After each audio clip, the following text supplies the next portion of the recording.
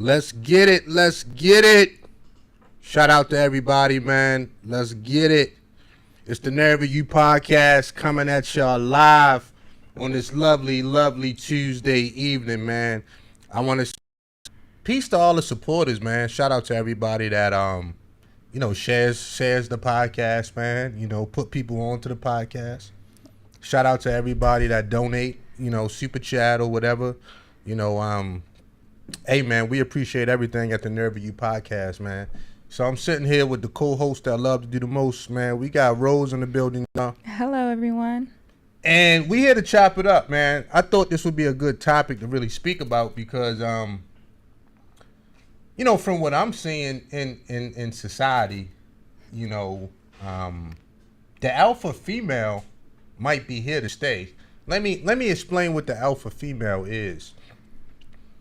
Y'all see on the thumbnail, man, I got a picture of Gabrielle Union. You know what I mean? Gabrielle Union is a dominant, strong, going to speak her mind when she want to speak it. You know what I'm saying? Every time I see a picture with her and D Wade, it look like D Wade is in a submissive role in the relationship. Seems like they let the kids do anything. You know what I mean? Gabrielle Union is the perfect example of an alpha female, and it's really permeating society. You know what I mean? It's past women just being masculine, like a masculine woman. You know what I mean? Maybe she was just born a tomboy or something. Because growing up, I knew mad women that was tomboys, and then they grew out of that over time. This is past that phase. This is more of women still trying to maintain their femininity, but they still want to be the boss bitch. And they still really, deep in their hearts, they want a man that's really an accessory. They don't want a man that really leads. They don't want a man that's going to take charge. They don't want a man that's going to lead from the front. I truly don't believe that. I believe a lot of women that's successful, they in position, touching paper, etc. I think a lot of those kind of women, they really want an underling or an accessory to their success. And I got some personal stories I'm going to share today.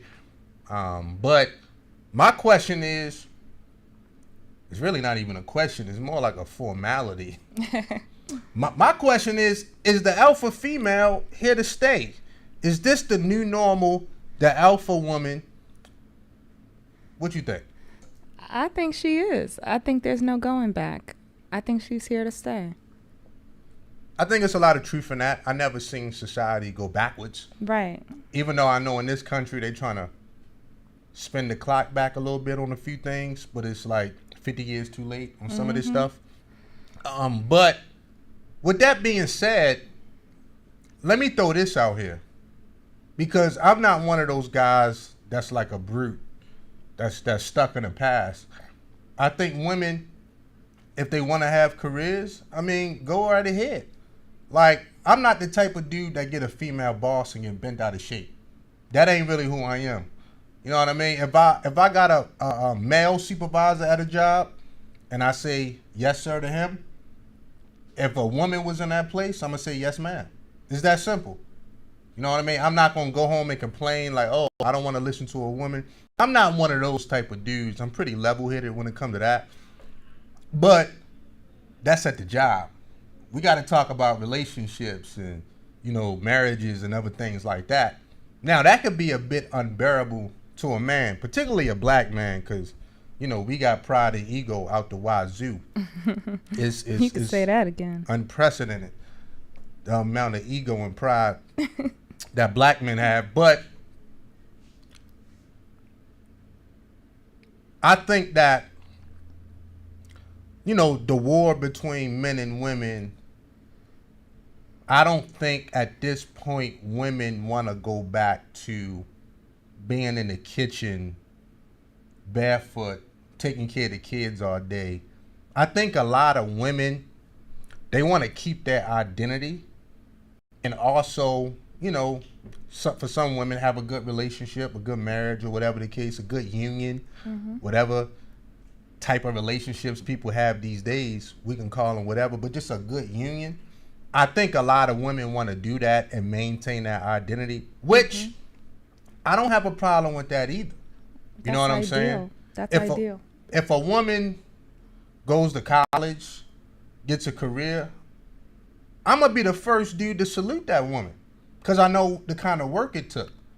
You know what I'm saying? But again, how can a household be ran where two people can keep that identity and they're not stepping on each other's toes? I think the current dating landscape, I think a lot of people, what they're looking for, they may not say it, but they really looking for somebody that they can have the one up on. You know what I mean? Men been doing it for thousands of years. Women just getting hip on game, but they like that feeling of having some say-so in the relationship. Because if a woman pay half the bills or even all the bills or contribute to this, that, and the third, the reality is 9 times out of 10, she got some say-so. Right. You know what I mean? She got some say-so, She got man. some veto power. You know what I mean? She got some say-so. So, depending on the relationship is going to depend on how much say-so the woman has. But at the end of the day, the girl got some say-so, man. So, we got to keep it funky about this subject. But I think that the alpha female is playing herself because eventually these women get tired of the weak man that she's with. And, you know, women go through, you know, y'all go through these periods where y'all get to complaining about things. Like, let me give you an example. A lot of y'all women pile stuff on y'all plate. A bunch of stuff on y'all plate. School, trying to run a side hustle, trying to run a business, got a job in the daytime, trying to run a damn daycare, driving Uber on the weekends, doing DoorDash in the evening, taking night classes, and then complain about it all when things ain't really going smooth that month. Right. And then look up and say, oh no, I want me an alpha man that's going to take charge. And it's like when a man tried to lead, you told him to get out your face. You told him to fall back. You got this. But in the moment of adversity, this is when a lot of women want a man to step up. So it's really throwing a lot of the men off. Like, what do y'all really want? And, you know, the general consensus is women don't really know what they want. A lot of y'all women truly don't even know at this point. So a lot of dudes just like, yo, I'm going to hit it and quit it. I don't want to get with that woman, or I'm going to find me a woman that don't mind being submissive, stuff like that. A lot of dudes is really exploring their options, man, because the alpha female, what she does is she throw a flag on the play every time. Because as a man, you like, all right, boom, I got my list of responsibilities. I'm going to carry it out. I'm going to do it, da-da-da-da-da. And then, boom, a lot of times the alpha women come, and then it's like a tug of war kind of situation. You know what I'm saying? And then some women be so sensitive to a man's authority, leadership, or influence. Mm-hmm. I don't really like those words like authority, you know what I mean, all of that, control. I say influence. Okay. A lot of women, they don't really like that from a lot of men. You know what I'm saying? They want to do their own thing. They want to rock out how they want to rock out. You dig? I did. So, you know, I personally think a lot of dudes, man, need to just understand that woman might be here to stay. But I got a question too.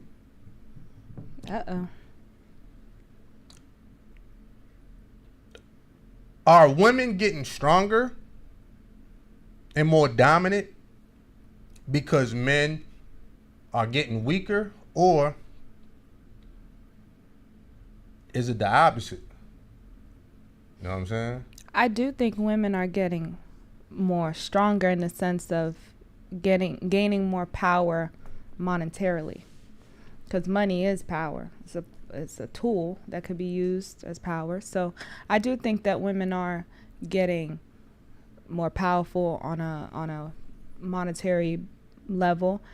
I do think that what was I going to say? I was going to say something else. Well, maybe I should rephrase the question and say, are men getting weaker or are women getting stronger? I think it's a case to be made on both sides. I think men in their early years, they lack productivity tremendously. I think that's when women, our instinct is to try to get our life together as fast as possible, because we got about 15 years to do that. So I think that's in us to try to sort out our life from age 18 to 35. What job we're going to get, what man we're going to get, what everything within those 15 years are a big deal for the rest of our life. If we mess up those 15 years, that's our life for the rest of our life. So we don't want that. Now, men don't have that pressure, so I think their productivity levels are very low because they feel like they could do that later. They always they play. They play when they're young, and then they play catch up in their 30s, and then in their 40s they have time. So I do think that's a major factor. Well, if you look at some of the statistics, I think some of the statistics kind of bear that out of what you're saying. And this is regardless of race. Women are graduating college at a higher level than men. It's not even close at this point. You know what I mean? That's not good. If you look at a lot of women in government, if you know what I mean, we got major cities with female governors now. You know what I mean? If you got a female vice president, you know what I mean? Come on, man. There's gonna be only a few more years till we got a female president. They already trying to campaign for that now. If you look at all the women CEOs and certain things, so I think a lot of the statistics do bear that out. Like a lot of women, they are taking a few things more serious than men. And we can have the debate on why. Some men may say, affirmative action or this, that, and the other. But it's the reality of the situation. You see what I'm saying? So, we just got to deal with the facts. My thing is this, man.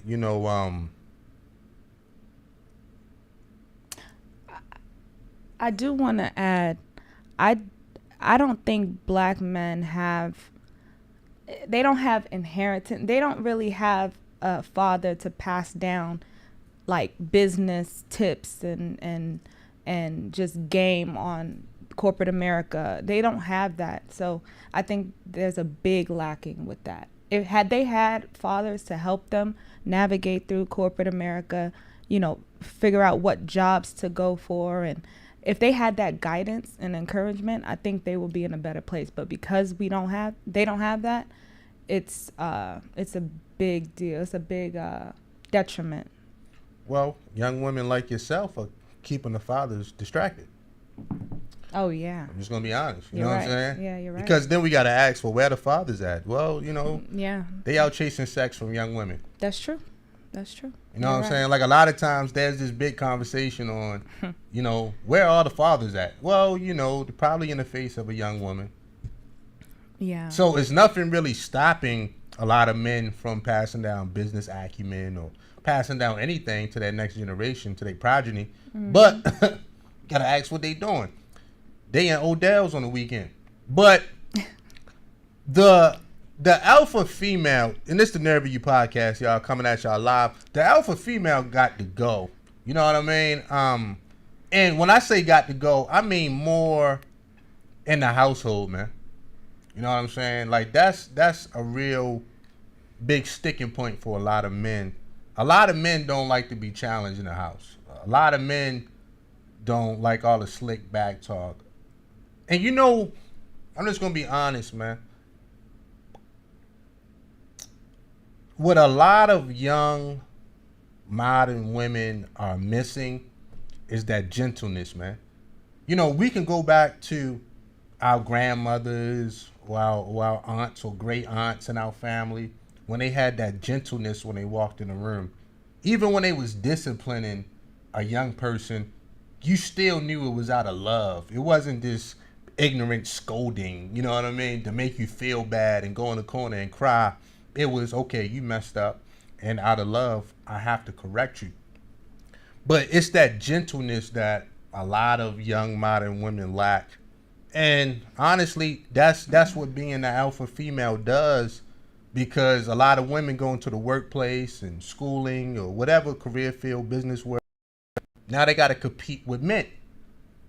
And over time, we are going to adapt to every environment that we're in.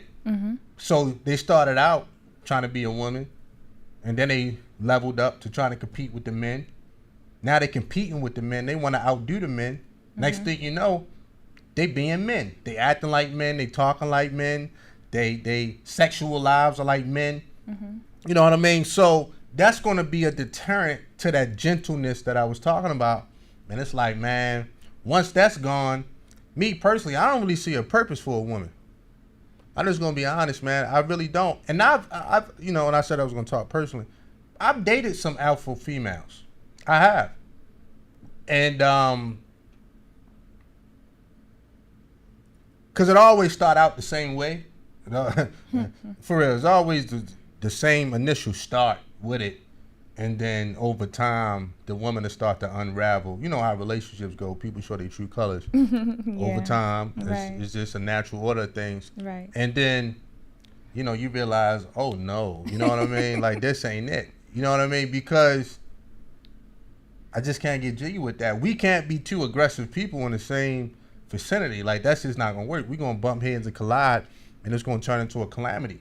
You know what I'm saying? So, but I've dealt with a few alpha females, and they wasn't bad people.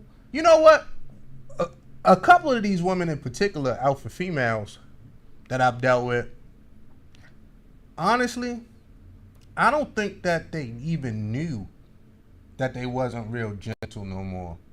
I think because these women work so hard to climb the corporate ladder, to climb, you know, into the business world, grueling school, and then trying to date and all that at the same time.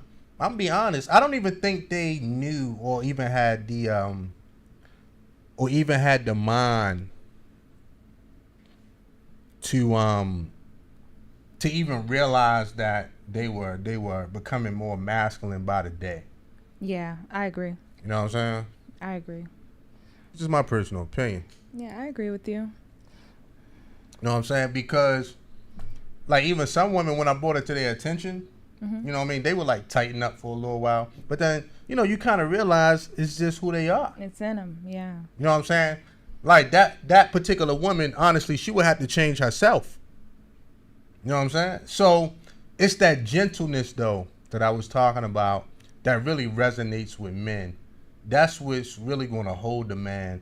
Because, you know, in any relationship, any union that's worth anything, people want to feel like they home, you know? You know what I'm saying? And anytime you go home, you know, it could be your grandparents' house, your mom's house, whatever, it's that coziness. It's that warm feeling of love. Like, forget what's going on in the world. I can come here and recharge my batteries. But that's what gentleness does for men.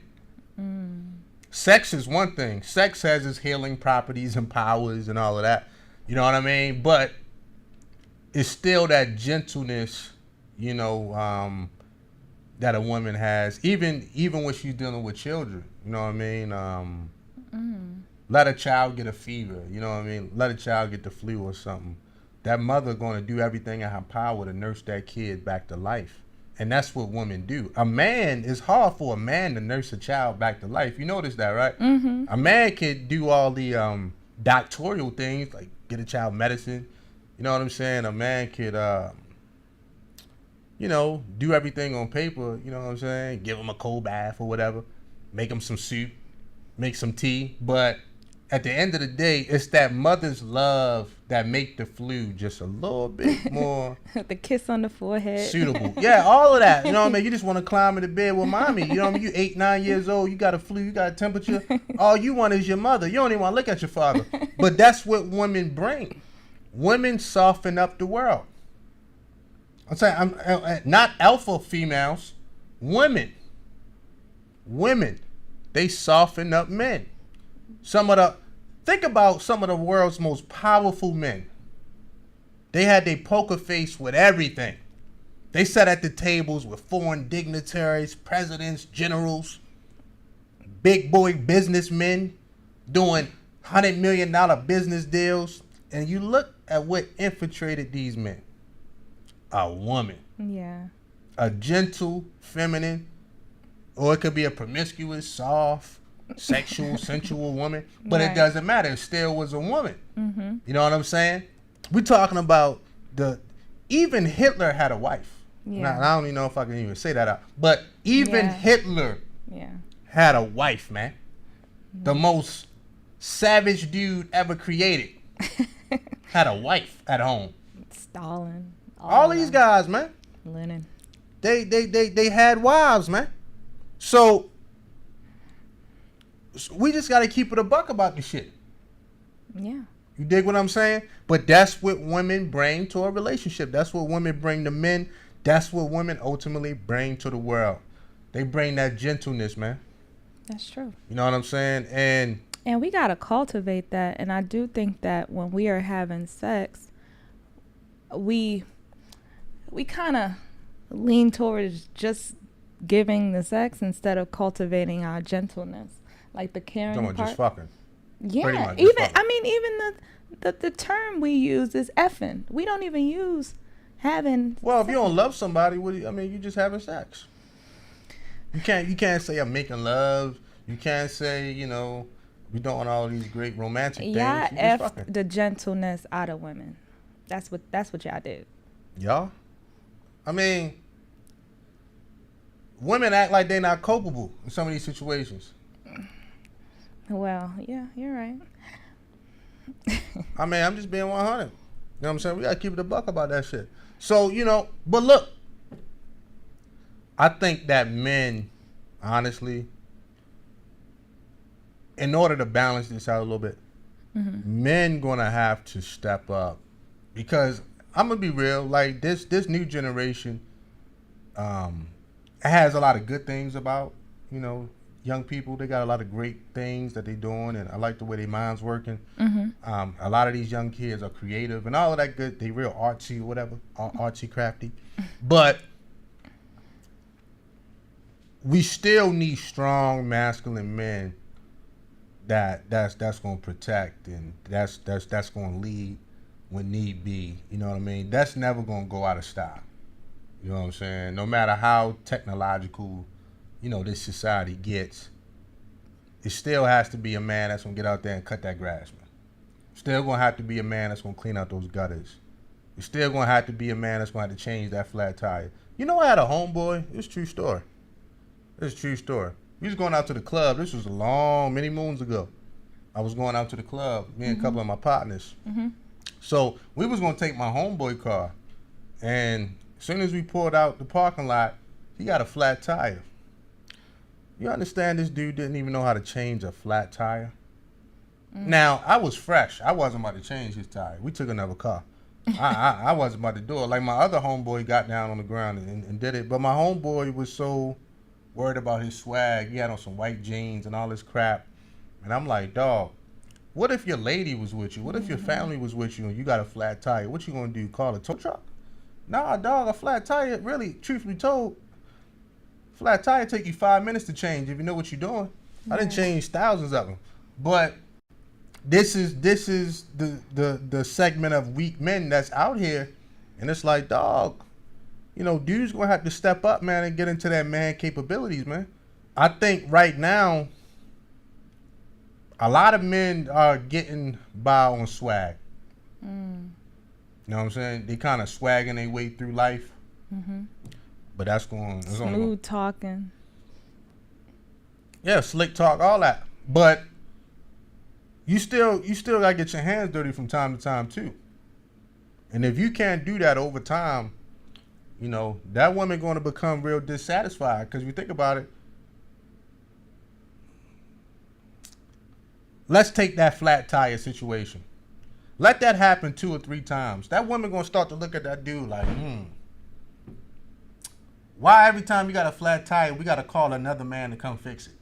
It's just human nature. It's just like, Like, we're not talking about a transmission. You know what I mean? We're talking about a flat tire, man. Right. You know what I'm saying? You should be able to fix that in 5 minutes. So eventually that same woman going to look at the dude like, you know what? I might as well go ahead and fuck the dude that's fixing the flat tire. Real shit.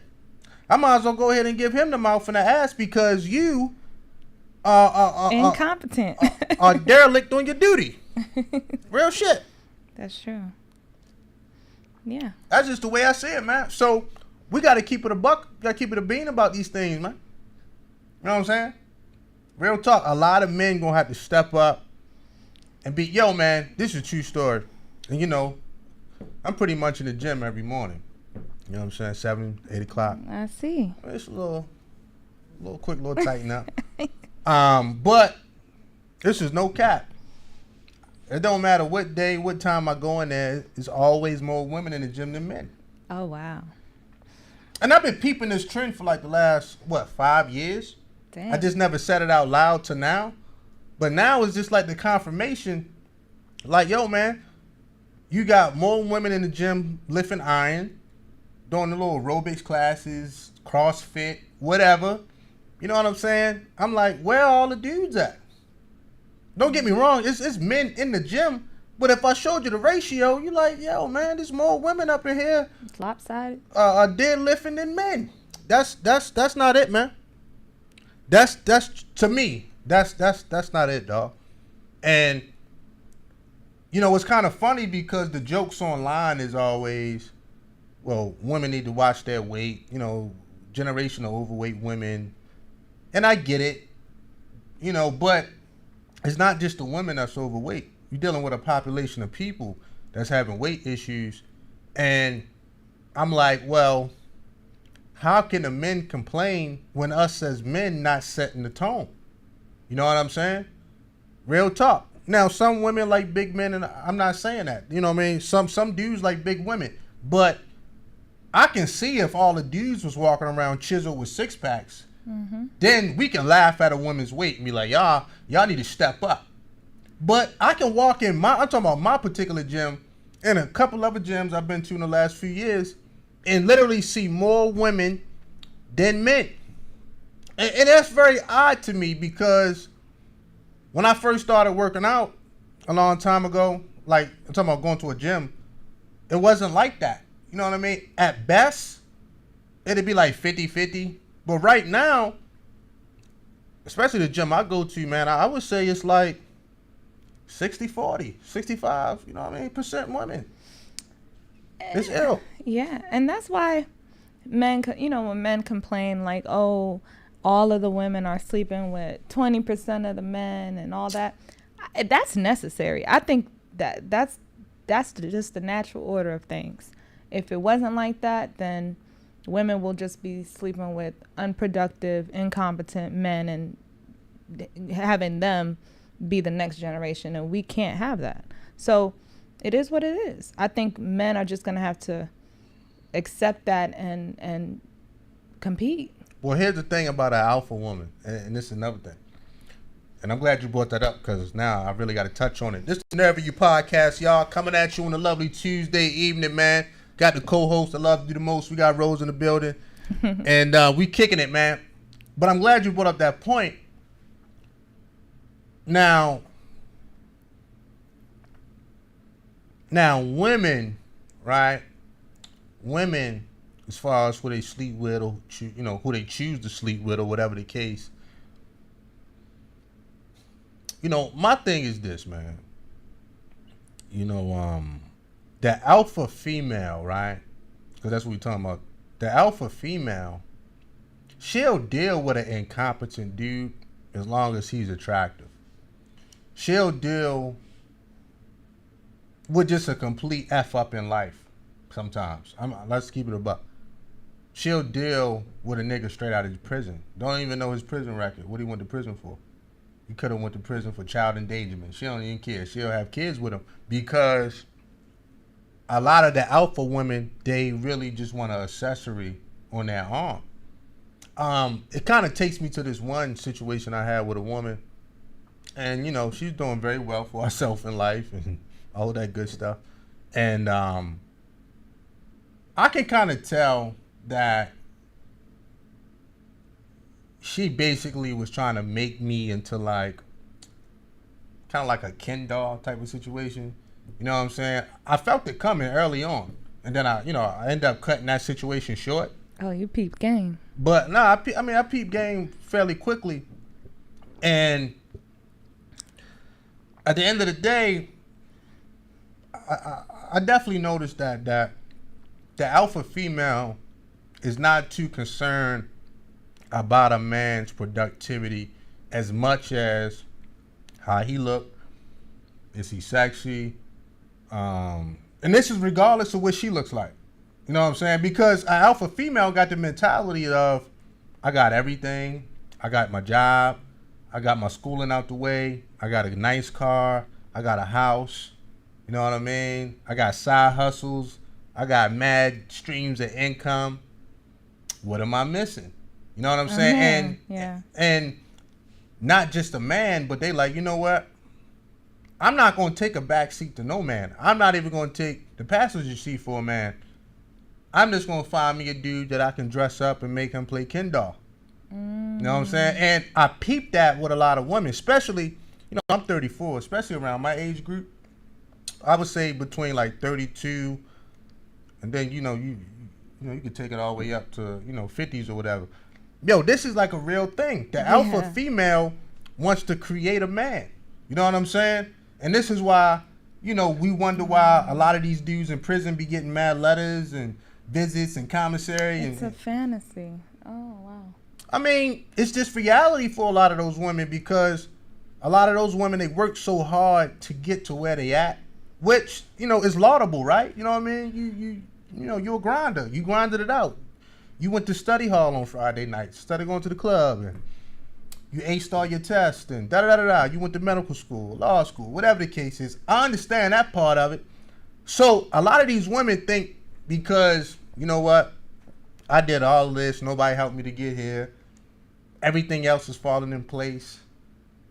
Now, I just need me a man to get on my program. Because the alpha woman, the alpha female, been running her own program probably since she was 16 years old. Damn. It's really hard to break the alpha woman out that mentality.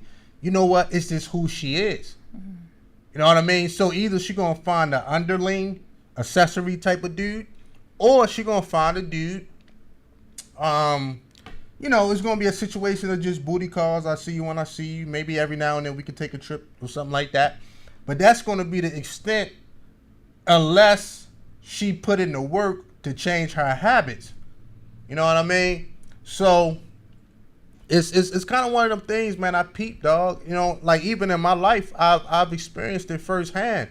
You know what I'm saying? And the alpha female, all of them is not as aggressive as a Gabrielle Union. That's like extreme. You know what I mean? A Gabrielle Union is extreme, or Jada Pinkett Smith is extreme. Nah, man, they come in all flavors, neighbor. Real talk. Some of them start off sweet and subtle and meek. You know what I mean? Until they rear that ugly head, and then you peep over time like, yo, man, why you, doing certain things or whatever? Why you so aggressive? Or, calm down, cowboy. But then you realize, you know what? It's starting to come out. You see what I'm saying? I want us to define an alpha woman, because I think there's two different alpha women. Shout out to what's his name, Ron Wills. He said an alpha woman is a true one, is the most feminine, most beautiful woman in the room. A woman that other women look up to, and men want to sleep with. So I guess what we're talking about is the alpha woman that she is a masculine. She's a masculine alpha man. I said alpha man. She's the opposite of an alpha male. She's the opposite of an alpha man. That's what I'm speaking about. You know what I'm saying? Right, but in my head, an alpha woman in a woman's world is the woman that other women look up to too.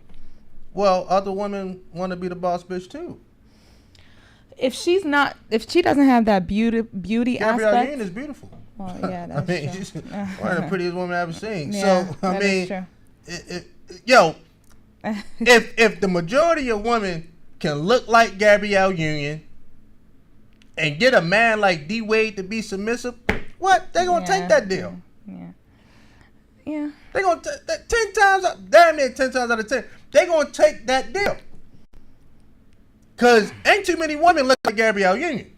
That is true. And another thing is that when we look at an alpha woman, let me use a different term. A woman that other women look up to. Let me just say that. Like The Rock just got married, right? That woman that married the Rock, women look up to that woman because she married a man like that. There's a different lane that woman is in the woman's world. I mean, it's a lot of women that look up to Cardi B and Megan Thee Stallion. You know what I'm saying? I can make the case that they alpha women. You know what I mean? Yeah. You know, people look up to a lot of different people, man. You know what I'm saying? It just is what it is. But, you know, like my take on the situation is, if a lot of women, you know, can live a life of a Gabrielle Union or Jada Pinkett Smith, they're going to take it.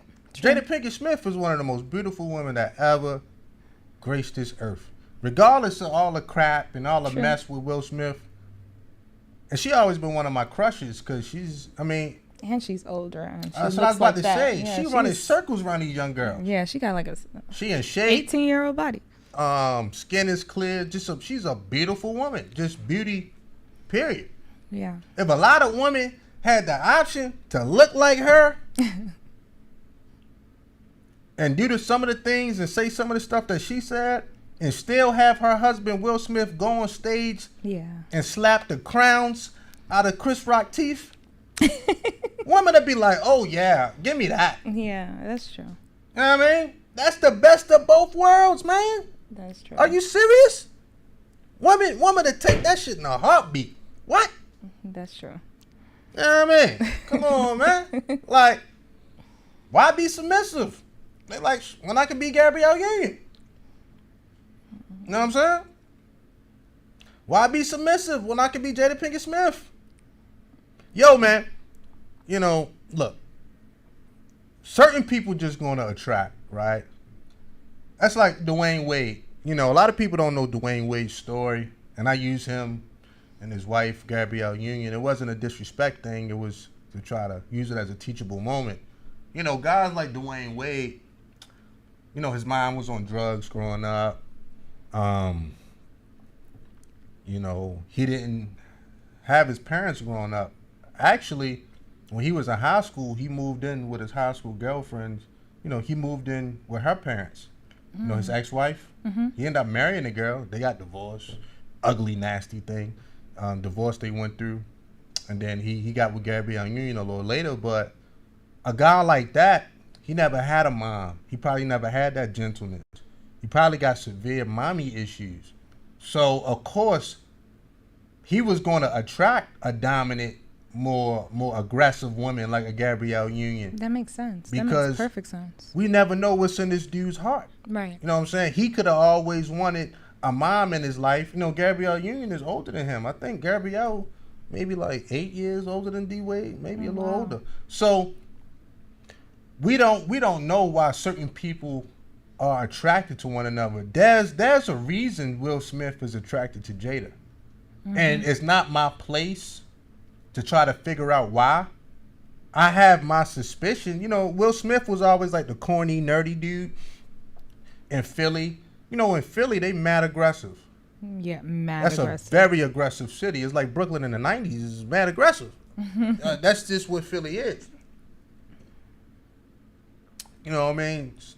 Just like Baltimore, just like New York City, you know, the Barrows, just like Jersey, you know what I mean? All this stuff, aggressive city. So by Jada Pinkett being from the streets, from Baltimore, you know, she got links to Tupac and all this crap. So I think Will Smith always wanted the approval of the girl in the hood, the aggressive girl in the hood. That's what I think.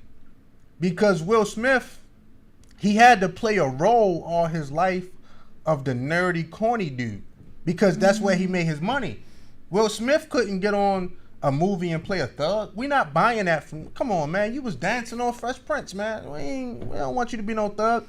But I personally think he always wanted that approval from that particular type of woman.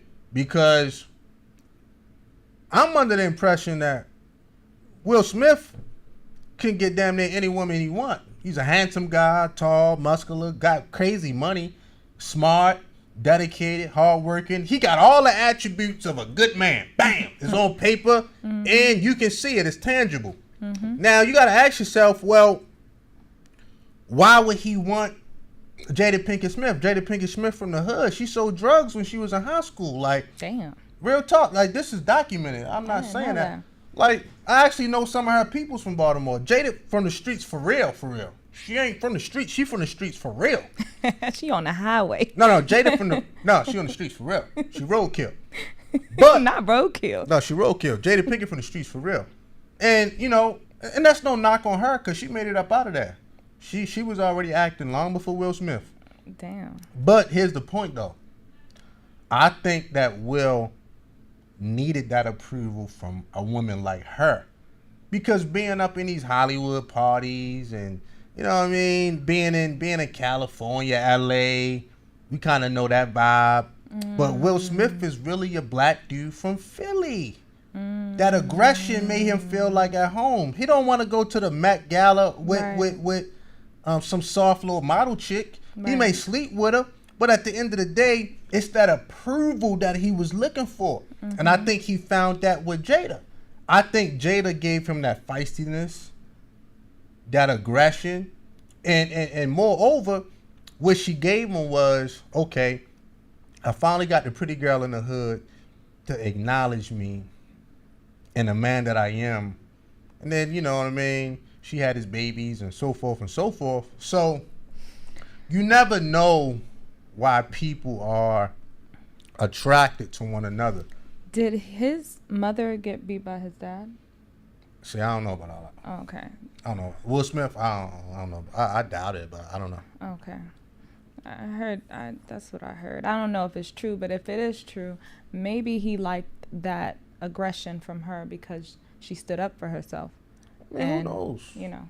I mean, but the point is, there's many reasons why some men that we would think would take no prisoners when it comes to relationships, like a Dwayne Wade, top level athlete, one of the best athletes of all time. Will Smith, one of the best niggas of all time, because he fit many categories. Right. Actor, philanthropist, businessman, producer, director, you know what I mean, musician. Yeah. Will Smith, he's a real life Renaissance man, book Renaissance, author. right? But YouTuber, all that shit. So we ask ourselves, why would a man with all these credentials that's on paper is the quintessential alpha male, why would he take a back seat to his women, or why would he let his women do certain things? And I have an idea why. You know what I'm saying? I really do. See, here's the problem with all this type of shit. Break it down for us, Boogie. I mean, I'm going to try. You know, I don't know everything. I just know a little something. I think that,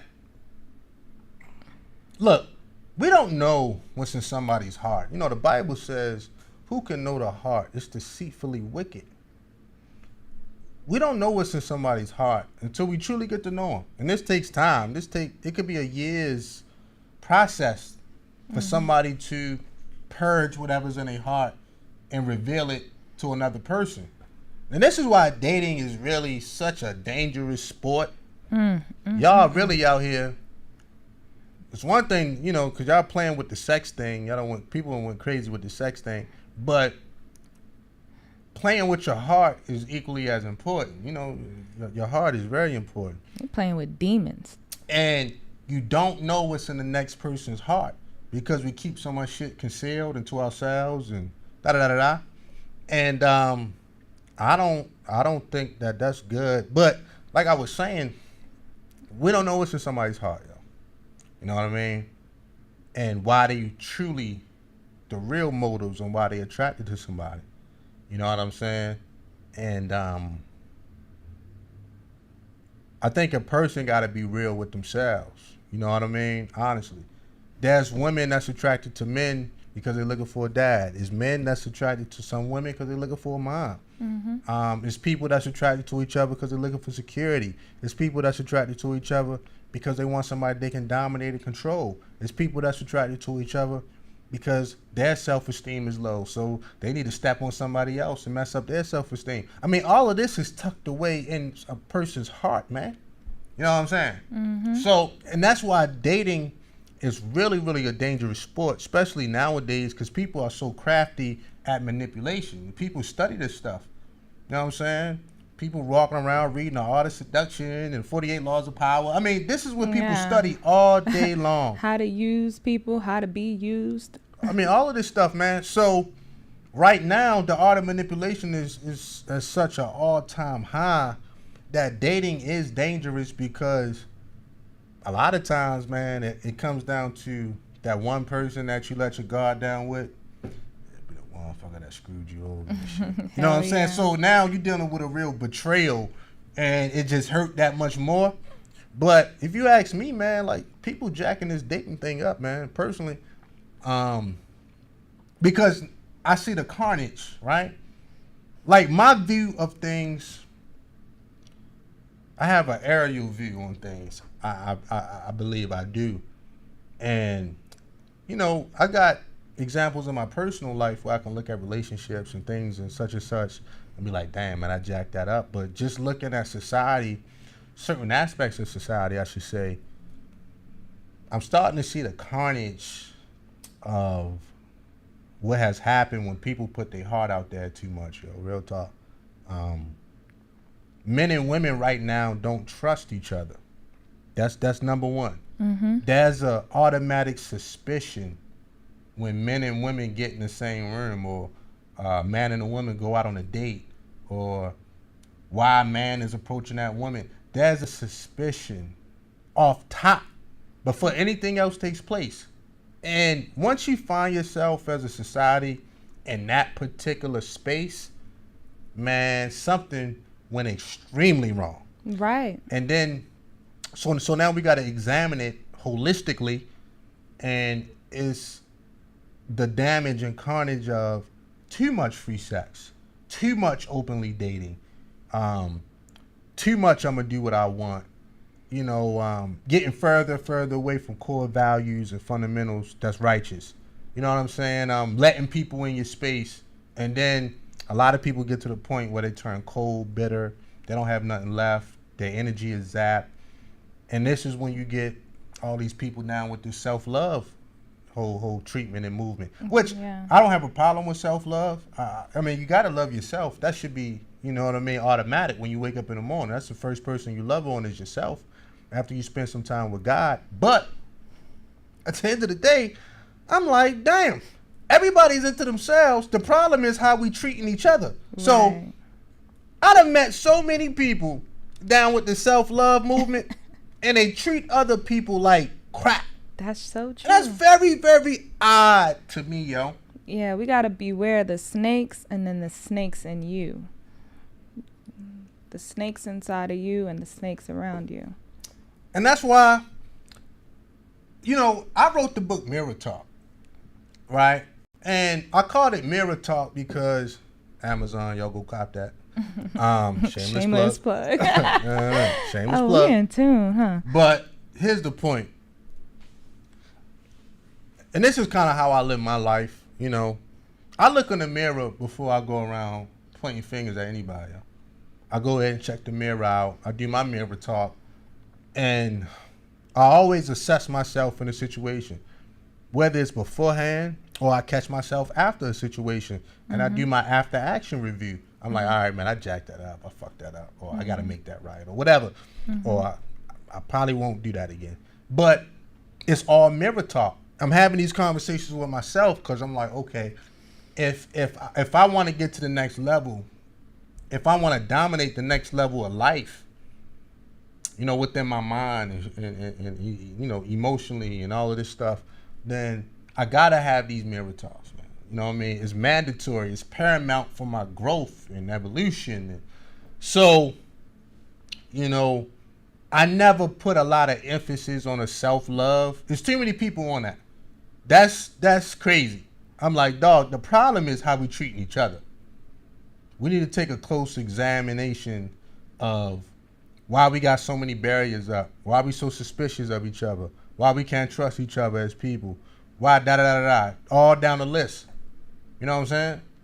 So you can self-love yourself out of society. You truly can. You can love yourself so much that nobody even want to deal with you because you like, yo, you can't even get along with others. You like the only child, man. You got the only child syndrome, man. Mm-hmm. So I'm not saying no love yourself, but it's like, come on, man.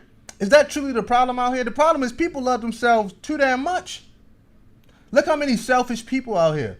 One of the biggest hashtags out here is that word narcissism. Mm-hmm. Which is funny, because everybody's an armchair therapist, right? Real talk. None of these people went to medical school. Right.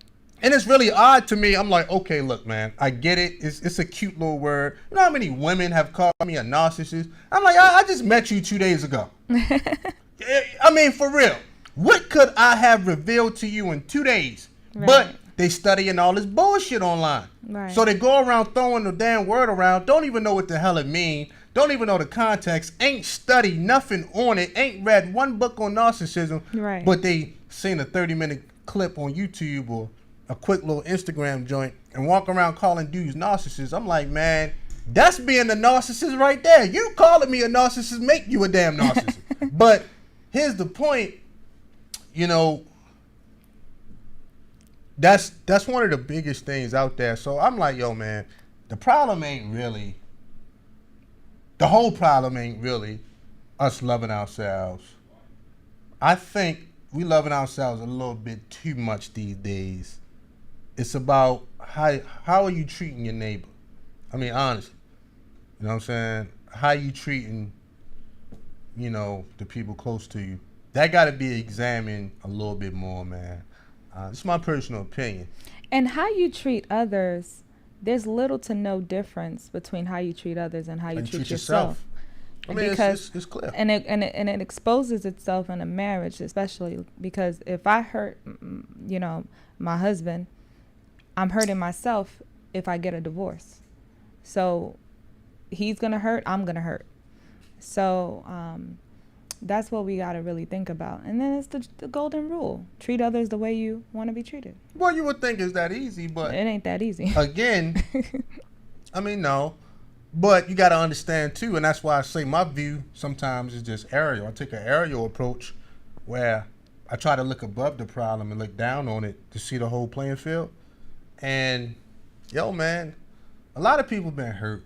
A lot of people been got. Mm-hmm. A lot of people been screwed over. A lot of people been gaffled. A lot of people been hoodwinked, right? It's just how it is. So after you've been got one too many times, that can really turn a good person bad.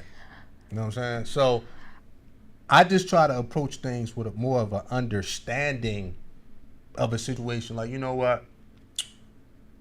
I'm not going to exile that person forever because I understand where they're coming from.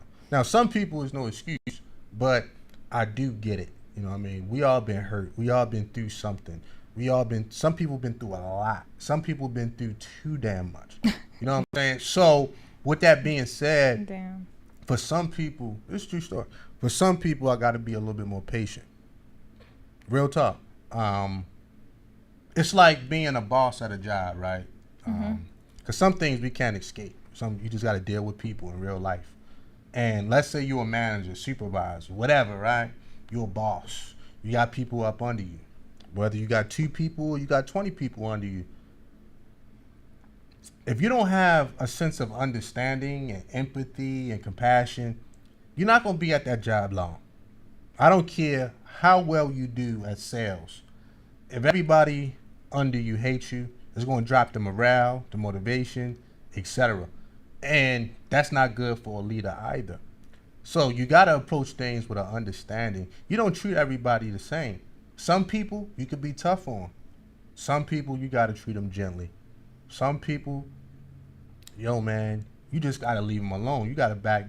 Right. Some people you can talk to them on an intellectual level. Some people you can't. But you got to have a supreme understanding of people, and that's only going to come out of empathy, seeing things from other people's eyes. Once people master that, no. Let me flip that. Once people want to do that, once people have the nerve to want to do that and take the risk of having empathy, then I guarantee a lot of people's lives will change. It's like, okay, try to see things from that person's point of view. No matter how hard it is, before you say something, before you make a decision, stop. See things from that point of view. And then if you do that, maybe you wouldn't judge as much. Maybe you wouldn't be so harsh with people. Maybe you wouldn't be so cold, so distant. Whatever the case is, man. That's kind of how I see it. You see what I'm saying? Mm-hmm. But again, you asking people to almost make themselves vulnerable, man. Or a lot of people think that's a weak trait. Like, oh, why I gotta do that? You know what I mean? They should just get on the program. Mm-hmm. I mean, and that's the wrong answer too. You can't live like that forever. Mm-hmm. Sometimes, man, you gotta just recognize where somebody's coming from and be like, you know what? They speaking out of anger or they speaking out of hurt. You know, all of these things are the top layer to something deeper. And once people develop that, they'll have a lot more patience for, you know, just the world. I'm not saying like any of this is easy. Some of the hardest things you got to do is drop your ego. But how can you live in a society? How can you live in a neighborhood, a community, whatever, when you have no empathy? You have no compassion.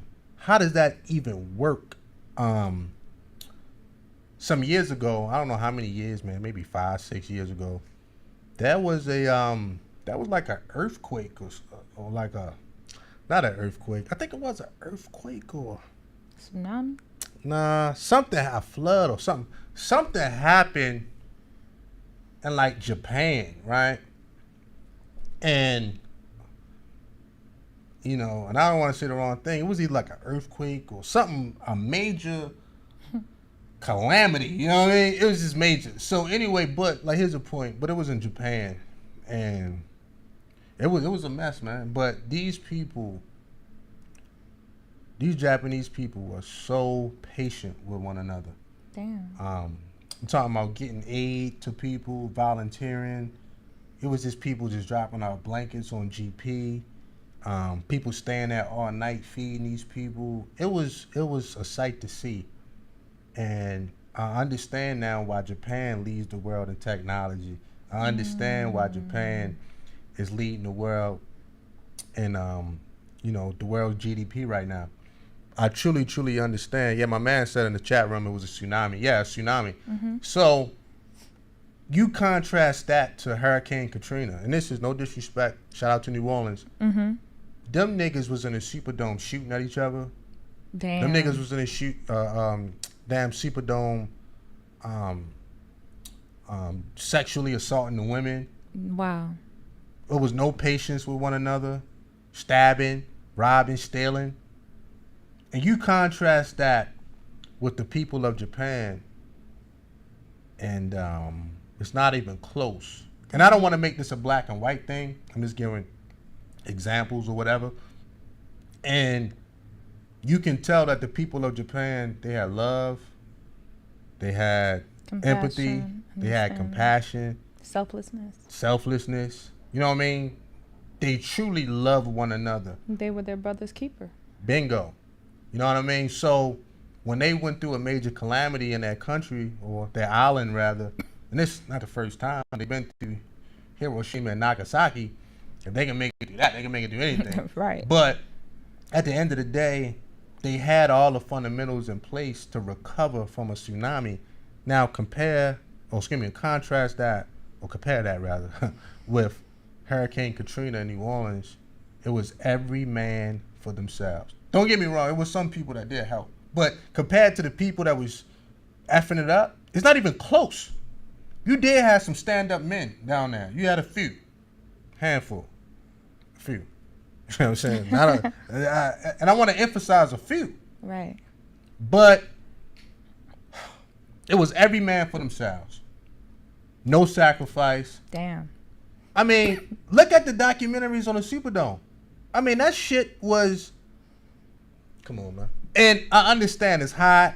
You know what I'm saying? You know, you going... For real, it's hot. It's sweaty. You ain't got no food. I understand all the circumstances. But, all right? Yeah. Okay. But, I understand all the circumstances. But, we got to keep it a brick. We got to keep it a brick. If we comparing it to other situations, it's not even close, man. You know what I'm saying? Imagine if the people in the Superdome, shout out to New Orleans, I was just down there.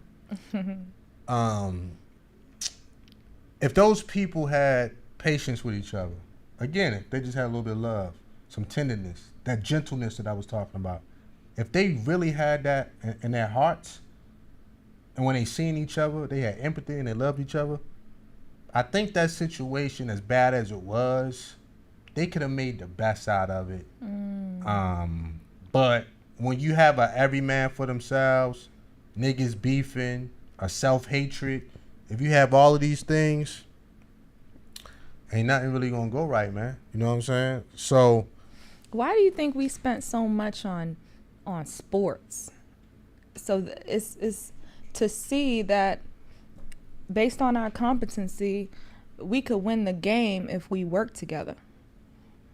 The game of life. That's why, we spend so much on sports and stuff. So I wanted to add that I was in college and I was learning about, I think it was psychology or something. And they were saying, my professors was like, torture, right? When the person is committing, when someone is getting tortured, they don't have mirrors around the place, because it will make them harder. It will be harder for the person that's torturing. They don't want to see themselves. Right, they don't want to see themselves doing that. And that's the psychology of us humans. If we had a recording on what we did to other people, we would change.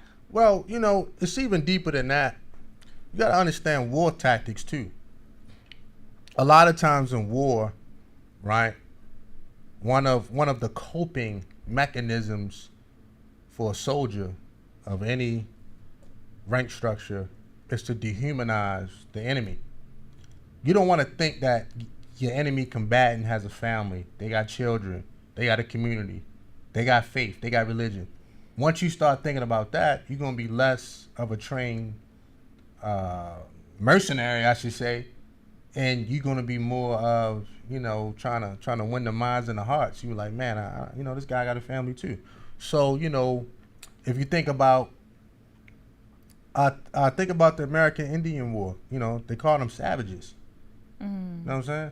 Think about what white people did to black people. I mean, that's the biggest example. They made us less than human.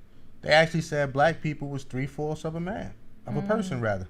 So this has been around forever. You got to dehumanize other people to make yourself feel better about yourself. Because if I look at you and see myself, you know what I'm saying? If I look at you and with some love and empathy and compassion, then it would be very hard for me to mistreat you. You know what I'm saying? This is what people do to the LGBTQ people. This is what people do. So they dehumanize them. And that's one thing you can't do, because it's not about the other person. You gotta understand. It's not about the other person. It's about what it's doing to you. And that's why torture, in the end, torture doesn't work. Yeah, are people going to talk? Yeah, people going to talk. But think about what it's doing to the person that's doing the torturing. It's creating a monster. He's torturing two people. Yeah. He's torturing himself, and he's torturing the other person. So that other person, you might have tortured him for 2 or 3 days. They going to talk. But think about the lifetime, the psychological effects of yourself and what it's doing to you and your mind and your spirit and your emotions and all of this stuff. Yeah, you've been exposed to a new evil. Just, you just crack that door. Yeah. You know what I'm saying? For anything to come in now. Right. So we gotta put things in perspective. But again, what do you think? And I'm gonna go to another place. A lot of that red pill, that hardcore red pill shit is about. Ooh. Dehumanizing women. If I dehumanize the women, if I point out every single flaw and bump on their face, if I talk about every man that they had sex with, if I make these women less than human in my mind, then I can cope a lot better on how I deal with them, or And how I I'm can, treating you know, them. I can handle the breakups better. I can handle the divorce better, the baby mother drama, the child support. But first, I gotta dehumanize them. This is a major Damn. key. You know what I'm saying? This is nothing but psyops, man. This is war tact. I mean, we just talked about Hitler earlier. Hitler did it. And it starts with words. But Hitler did it with the Jews. Look, this is nothing new. Yeah, you're right. It starts with words and an image. And then over time, people can plant things in your mind. It's like before I got to Iraq, I thought all of these people in Iraq was just Muslim extremists that just love to blow themselves up. That's what they showed on TV. Mm-hmm. And when you get over there, I don't even want to get emotional, and you see these kids running behind you, and they just want to touch you, and you realize the kind of love and empathy, these people got. Wow. You like, damn, like, that's one thing I never even experienced at home. Damn. That pureness when my guys will walk up on me and say Habibi and give me pause, a kiss on my cheek. I'm like, well, it was a culture shock, but it was pure, flowing from their heart. And these people didn't have a lot, but the first thing they would do was give to you. And it really taught me a lot, man. And I went through a big transformation after that, because what it did, again, mirror taught people. It put a mirror in front of my face and exposed everything that I wasn't. I'm like, damn, I'm not that giving. I'm not that family oriented. I'm not that transparent. I'm not that loving, et cetera, et cetera. It put a mirror in front of me like, damn, man, I gotta do better. You know what I'm saying? So, again, what the media did, what the media portrayed, the Middle East was, at that time, was a bunch of extremists that like to shoot stuff and kill Americans. Right. But that wasn't the case. It's people living their lives. It's women walking the street. It's families. Yeah, you in the middle of a war zone, but these people got to live, and they trying to do the best they can with what they got. Right. And then a lot of American soldiers was over there doing stupid stuff, man, and they kind of messed this war up. A lot of these people jacked up this war. I don't even want to get into war politics, but I seen some things that I didn't like from American soldiers, and it lets me know the wellness of this country is at an all-time low. When you exposing yourself in front of the women in that culture, which is a no-go. You shouldn't even be talking to that woman without a man present.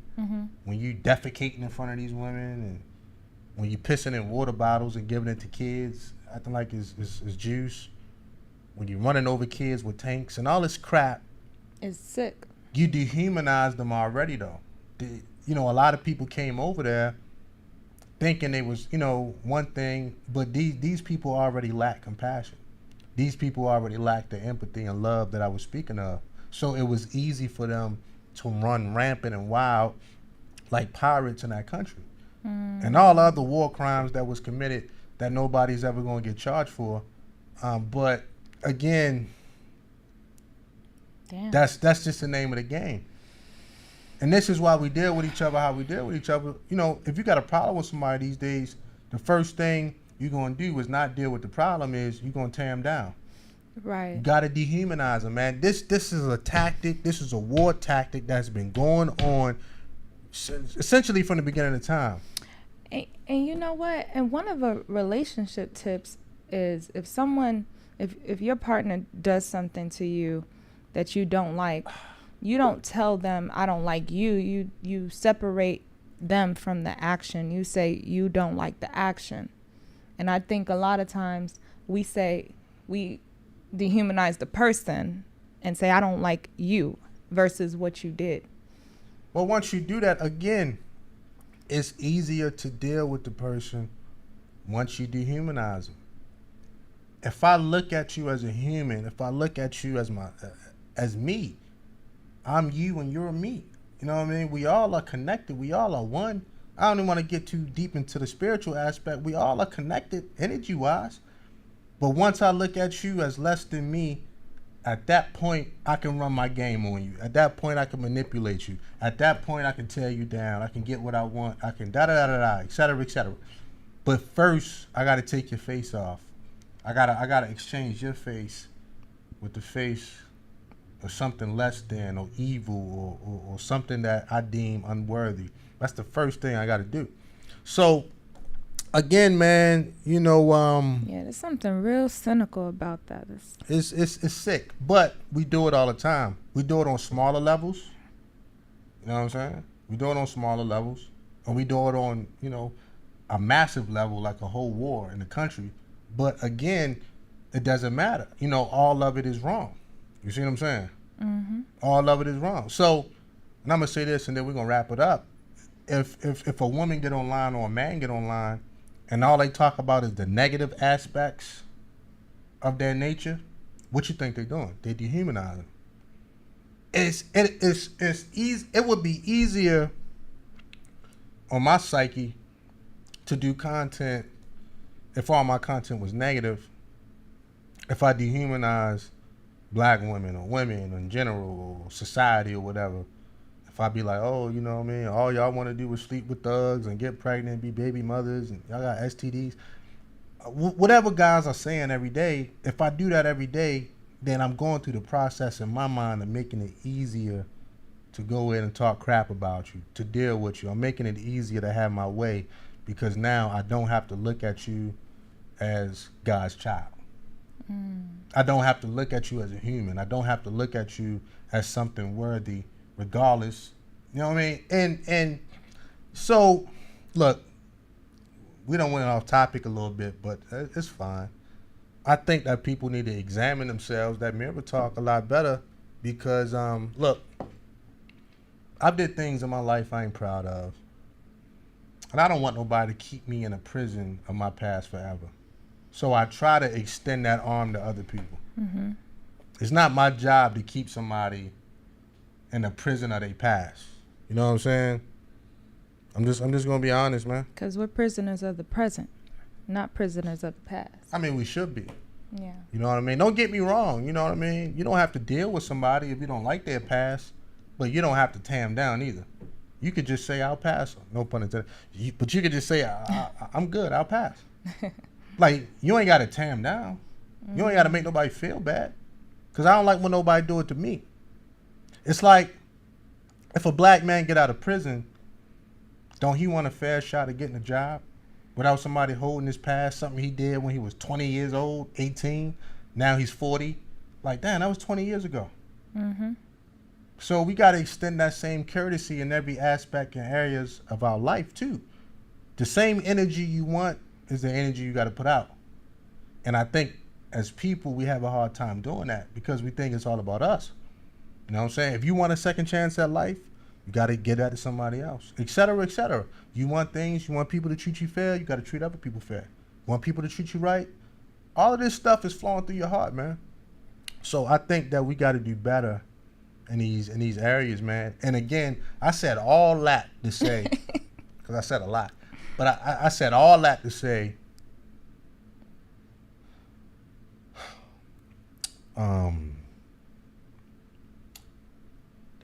I tend to take it easy on the self-love piece. You know what I'm saying? I think we need to treat each other better, too. You got to give people a chance. You can't walk around suspicious of everybody. It says more about you than it says about them. We're going to wrap this up. I like that. Yo, shout out to everybody, though, that joining us on this Tuesday, man. I hope y'all got something out the podcast. Share the podcast. Share with all your friends and family, man. You know what I'm saying? We just chopping it up. The Nerve of You podcast. We'll be right back on Thursday, same time, same place. And follow me on Instagram at CBoogie Productions. And go cop the book, man. I done plugged it about 10 times. It's on Amazon. Go cop the book, Mirror Talk, man. I think it'll really help a lot of people if you're just trying to elevate your game, man. But we out, though.